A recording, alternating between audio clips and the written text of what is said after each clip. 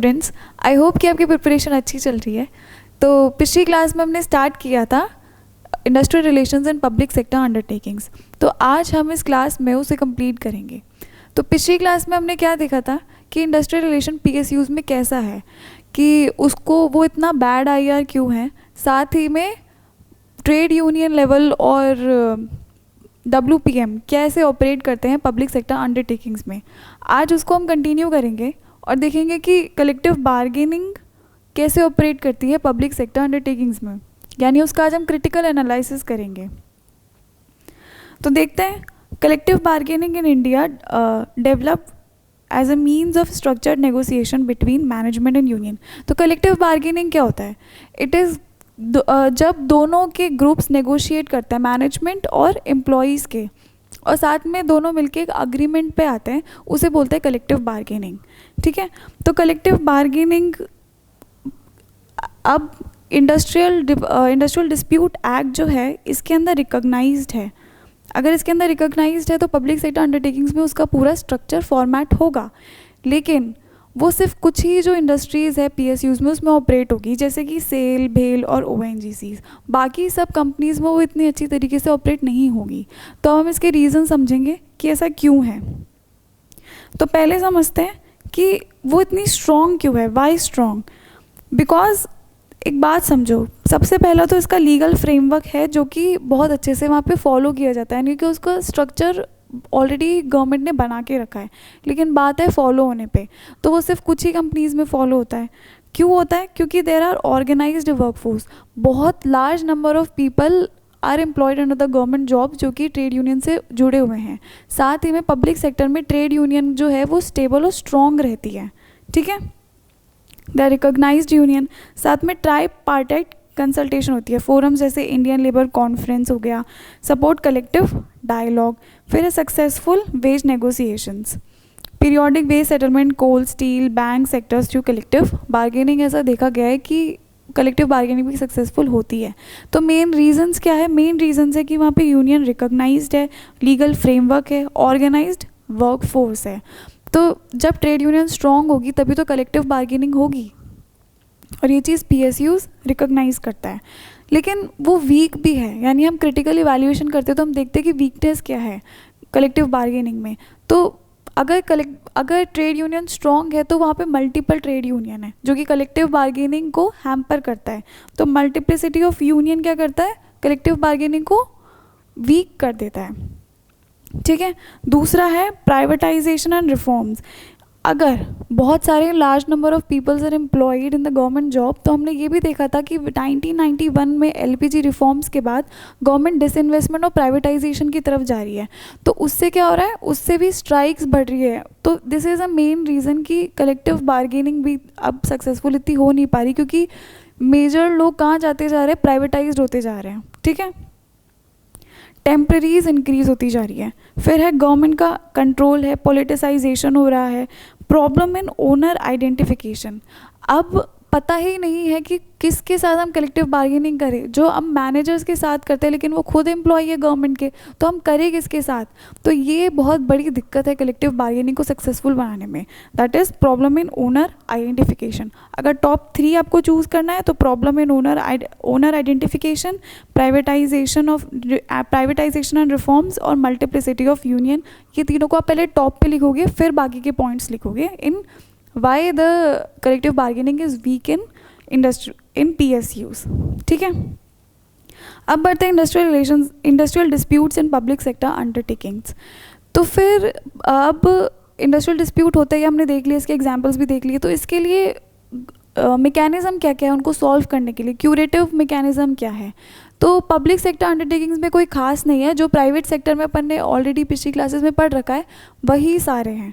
जैसे work committees बन गई at a very lower level, conciliation officer आ गया।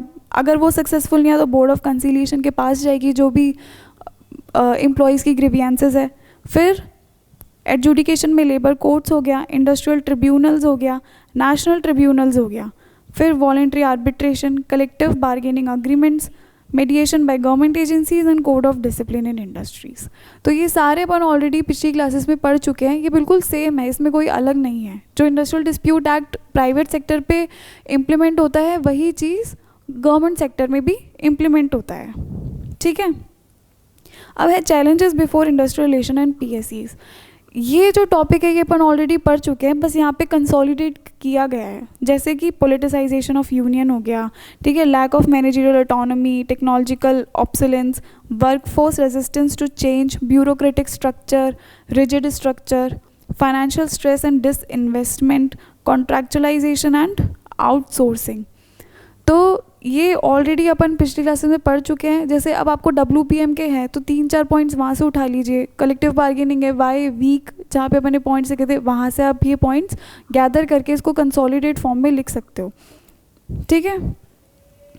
नेक्स्ट है comparison of IR industrial relation between public sector undertakings and private sector enterprise. इस topic से PUPSC ने 2 बार क्वेश्चन पूछा है, तो ये अपने को बहुत अच्छे से याद करना है, ठीक है। तो क्या डिफरेंस है PSUs एंड प्राइवेट सेक्टर्स में, तो अपन देखते हैं। पहला है objective.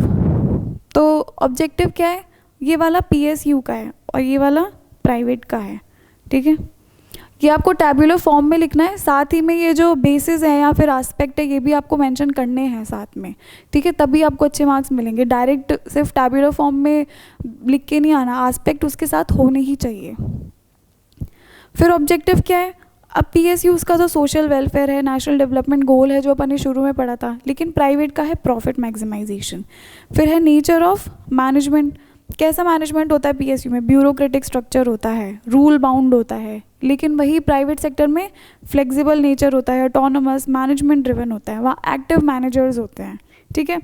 Unionisation level, union level कहाँ स्ट्रॉन्ग होती है, PSUs में स्ट्रॉन्ग होती है। क्यों, क्योंकि वहाँ पे उनको प्रॉपर रिकॉग्नाइज किया जाता है, ठीक है।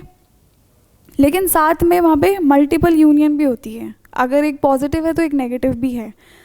लेकिन प्राइवेट सेक्टर में मॉडरेट और low union presence, union often discouraged, ठीक है। तो जैसे एंटी यूनियन स्ट्रैटेजीज अपन ने पढ़ी थी कि कैसे मैनेजमेंट उसको यूज़ करता है ताकि अपने ऑर्गेनाइजेशन में यूनियन का इफेक्ट कम कर पाए।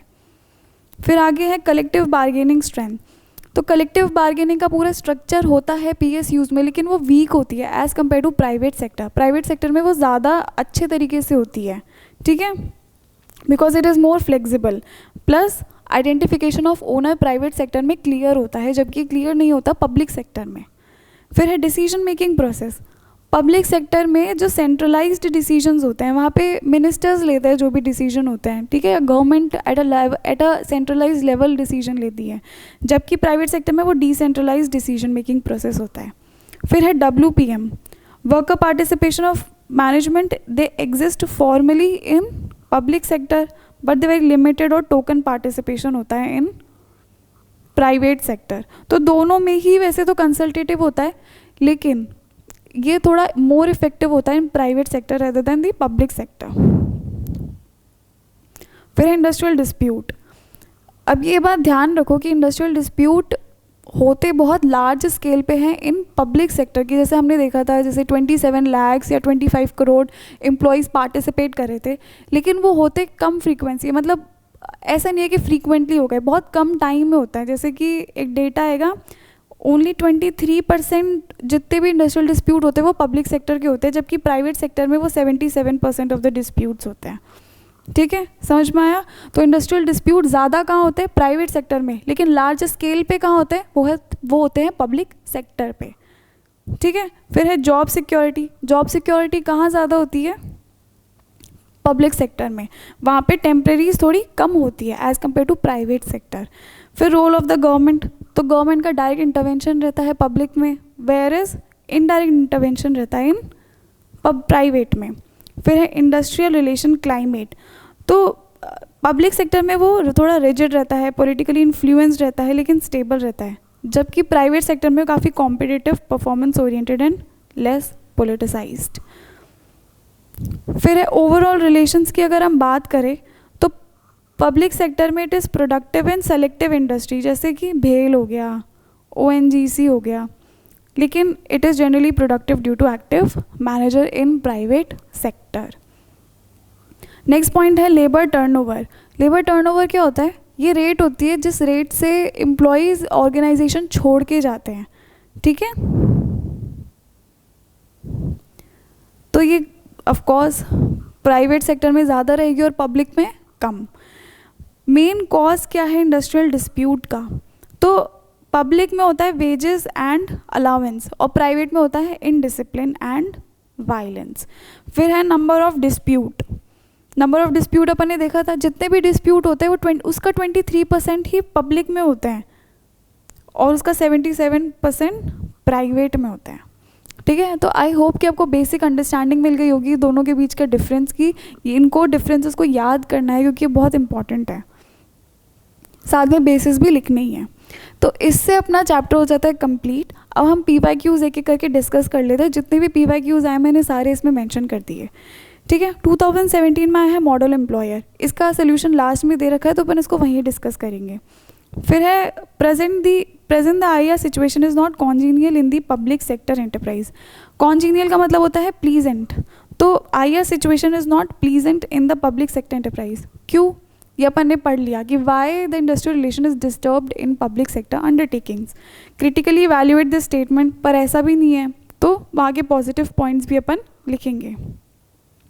Bring out its causes and effect, बहुत ईजी क्वेश्चन अपन ने पूरा ऑलरेडी डिस्कस कर चुके हैं। फिर है कमेंट ऑन द एडवाइजेबिलिटी और otherwise of allowing worker participation in management.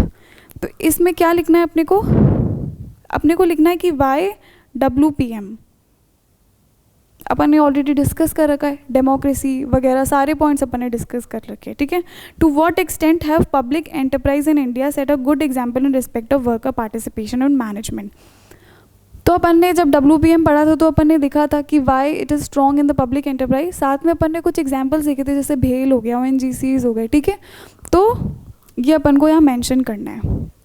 Y should worker participate in management? Again वही क्वेश्चन आ गया, what are the methods of worker participation in management in public and private sector units in India. तो WPM के chapter में अपन ने clearly ये चीज़ discuss कर रखी है, जैसे वर्क कमिटीज़ हो गई, अलग अलग फॉर्म में बोर्ड लेवल पे हो गया, जॉइंट कमिटीज़ हो गई, तो ये सारी चीज़ें आपको मेंशन करनी है। तो और ये दोनों में सेम ही रहती है, स्ट्रक्चर दोनों में कोई डिफरेंस नहीं रहता। How do you visualise its future prospect, ये देख लेते हैं इसका क्या मतलब है, यानी कि अपन WPM को आगे कैसे देखते हैं। एक WPM बिल है लेकिन वो अभी तक एक्ट नहीं बना, तो हम फ्यूचर में देखते हैं कि वो एक्ट बन जाएगा तो हमको क्या हो जाएगा, एक राइट मिल जाएगा, ठीक है। अभी ये राइट ही नहीं है, लेकिन जब एक्ट बनता है तो एक्ट क्या देता है, राइट देता है एम्प्लॉयज़ को इन वर्कर पार्टिसिपेशन, ठीक है। फिर है knowledge economy, encourage participatory culture and flatter hierarchies. फिर digital driven calls for a new reform of technology participation and skill based involvement. अब हम आगे क्या देखते हैं कि टेक्नोलॉजी से हम WPM को और इफेक्टिव बनाएंगे, हम पार्टिसिपेटरी कल्चर क्रिएट करेंगे, हायरार्कीज़ को और फ्लैट करेंगे, ठीक है। फिर कॉर्पोरेट गवर्नेंस रिफॉर्म्स जैसे कि ESGs और सोशल रिस्पॉन्सिबिलिटी को हम आगे देखते हैं। फिर मेक इन इंडिया, आत्मनिर्भर भारत के लिए क्या है, productivity and harmony between labour and management होनी ज़रूरी है। तो these are the future prospective कि हम WPM को आगे जाके ऐसे सिनेरियो में देखते हैं। तो ये आपका क्वेश्चन हो गया कंप्लीट।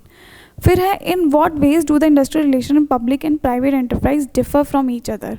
हमें इसका आंसर पता है, how can the two sector stands to gain from each other experience as to improve their industrial relation. ये वाला क्वेश्चन तो बहुत इजी है, इसमें बस हल्का सा अपना दिमाग लगाना है।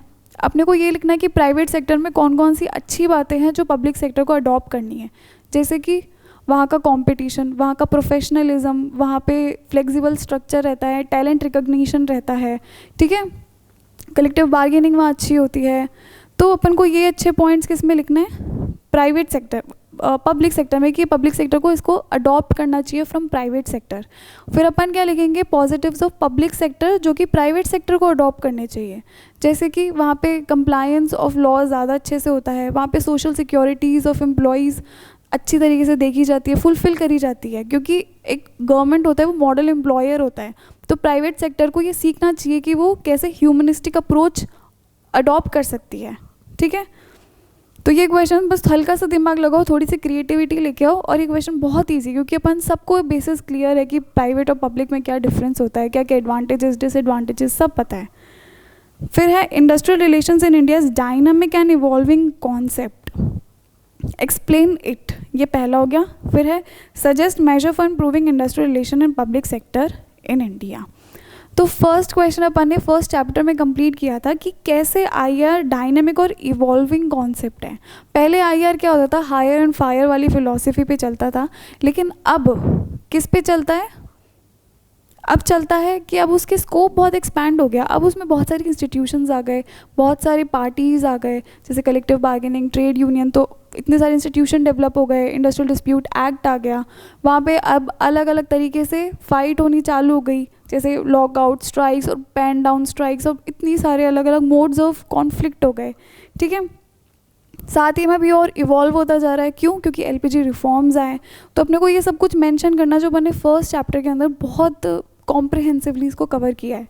सेकंड है suggest measure for improving industrial relation in public sector enterprise, ये भी अपन अभी पिछली स्लाइड्स में देख लिया था। साथ ही में याद रखना इसमें एनसीएल की रिकमेंडेशन ज़रूर डालना, जो अपन ने पढ़ी थी ना वो। In the current scenario, public enterprise are working as a model employer, but their downsizing program has daunted this philosophy. Comment on this statement in the context of Indian scenario and suggest an action plan for them. अब ये model employer जितना थोड़ा छोड़ दो, क्योंकि अपन ये आगे discuss करने वाले हैं, लेकिन है but this downsizing programme has daunted this philosophy. अभी अपन ने बहुत अच्छे अच्छे एग्जाम्पल्स, बिल्कुल लाइव फ्रेश, जो बिल्कुल लेटेस्ट एग्जाम्पल्स है वो डिस्कस किए थे कि भारत बंद वाली स्ट्राइक हुई थी, इलेक्ट्रिक सर्किट वाली स्ट्राइक हुई थी, गुजरात वाली स्ट्राइक हुई थी। तो ये क्यों हुई थी, इसका जो सब में मेन रीज़न था प्राइवेटाइजेशन एंड डाउन साइजिंग था, ठीक है। तो ये अपन को मेंशन करना है। Comment on this statement in and suggest an action plan for them. बहुत ईजी है, एनसीएल की रिकमेंडेशन लिखो, जो भी अपन ने लिखी थी सोल्यूशंस अपने को वो लिखनी है, ठीक है। फिर बढ़ते हैं अपने नेक्स्ट क्वेश्चन की तरफ। Disinvestment programme has adversely affected the IR climate in public enterprise, assess the implication of this statement in this context, make out a visible plan to protect the interest of employees. Same question है पिछले वाले जैसा। फिर है union demand and collective bargaining settlement in private industry and public sector industry differ significantly, list down the differences and suggest suitable remedies. अपन ने differences पढ़ा था, तो उसमें आपको कलेक्टिव बार्गेनिंग वाला लिखना है, ठीक है, यूनियन वाला लिखना है, और साथ में कुछ और डिफरेंसेस मेंशन करने हैं, ठीक है। फिर है critically examine the strength and weakness of IR in public sector, बहुत ईजी है, बहुत कॉम्प्रिहेंसिवली अपन ने कवर कर लिया।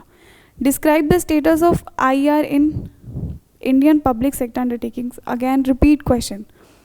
फिर 2024 में है what do you mean by model employer, critically examine the role of public enterprise in acting as a model employer. अब इसका अपन सोल्यूशन देख लेते हैं, तो अपन के जो पूरा पीछे जो छूटे हुए थे अपने जो क्वेश्चंस वो भी पूरे कंप्लीट हो जाएंगे, ठीक है। मॉडल एम्प्लॉयर का मतलब क्या होता है? मॉडल एम्प्लॉयर वो होता है जो ना सिर्फ रूल्स जो हैं या फिर लॉज जो उनको फॉलो करे, बल्कि एक बेंचमार्क सेट करे कि ये हाईएस्ट लेवल है, तो उसको कहते हैं हम एक रोल मॉडल या फिर मॉडल एम्प्लॉयर। तो model employer is a one who not only follows labour laws but also set high standards of fairness, welfare and social justice in employment practices, ठीक है। अब कॉन्स्टिट्यूशन में भी लिखा हुआ है directive principle of state policy के बारे में, ठीक है। तो अब अपन क्रिटिकली इवैल्यूएट करना है कि कैसे जो गवर्नमेंट है या पीएसयूज है वो सक्सेसफुल हुई है to become a model employer. जैसे अब सबको पता है कि लोग इतना पागल क्यों हैं गवर्नमेंट जॉब्स के लिए, क्यों? क्योंकि वहाँ पे एक तो सोशल सिक्योरिटी मिलती है, जॉब सिक्योरिटी मिलती है, फेयर वेजेस मिलते हैं, ठीक है, ट्रेनिंग एंड स्किल डेवलपमेंट होता है, इंक्लूसिविटी रिजर्वेशन सबके लिए होता है, फिर better working condition, safety net की तरह प्रोवाइड करते हैं, industrial peace through negotiation and dialogue. ये भी लिख दो कि वहाँ पे सिर्फ 23% ऑफ द डिस्प्यूट्स होते हैं as compare to the private sector. तो ये पॉजिटिव्स हो गए कि how it has acted as a model employer. लेकिन क्रिटिकली इवैल्यूएशन के लिए हमें ये भी लिखना पड़ेगा कि वो कैसे थोड़ा अनसक्सेसफुल हुआ है। सबसे बड़ी चीज़ तो वहाँ पे करप्शन और मिसमैनेजमेंट होता है। फिर कॉन्ट्रैक्चुअलाइजेशन और आउटसोर्सिंग इंक्रीज होती जा रही है. They resist the modernisation and reforms. फिर erosion of model employer image under privatisation pressure, financial loss and burden on exchequer. अब बहुत ज़्यादा अब देखते हैं कि जैसे BSNL है, ये लॉसेस में जाती जा रही है. तो अब इसका सोल्यूशन क्या है? अब ये धीरे धीरे अपने आप को डिसइन्वेस्ट करेगी, तो अब उससे और ज़्यादा एक एज अ मॉडल एम्प्लॉयर की जो इमेज है वो इरोड होती जाएगी. Excessive political and bureaucratic interference, low productivity and output input imbalance और overstaffing and manpower inefficiency.